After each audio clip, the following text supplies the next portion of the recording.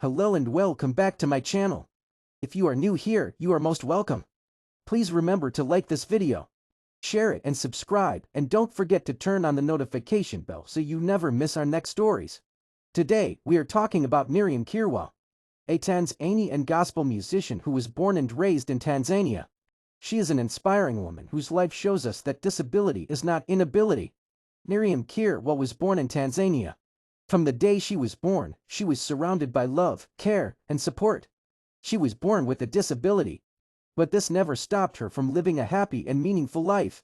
She grew up in a home full of encouragement. Her parents, especially her father, always supported her. They taught her believe in herself and to use her talents. Because of their love, Miriam grew up with confidence, self-respect, and faith. Babake Miriam alikuwa na nafasi kubwa sana katika maisha yake. Alimpenda kwa dhati na kumtia moyo kila wakati.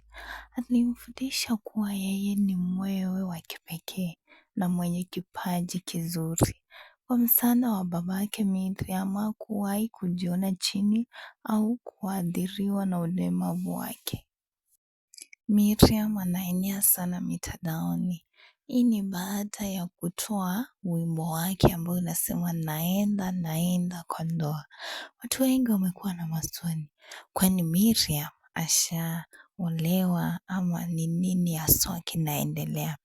Lakini katika mazungumzo ya Miriam anasema kuwa yeye tu alikuwa anaimba wimbo ambao umethibitishwa na Rose Muhando, na huu wimbo unapendeza sana kwa maana kwa hakika tunaona una maadili ama una message ambayo iko sawa kabisa, ambayo inafunza jambo muhimu sana. Miriam amekuwa mcha Mungu sana.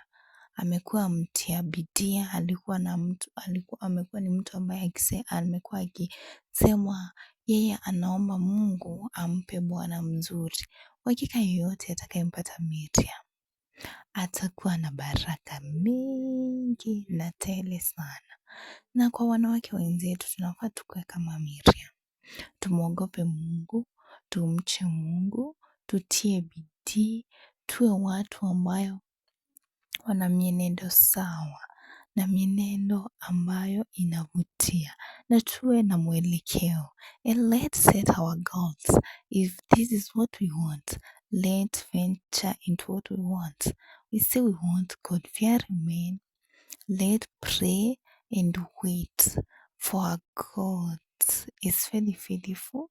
He wants us with whatever we pray.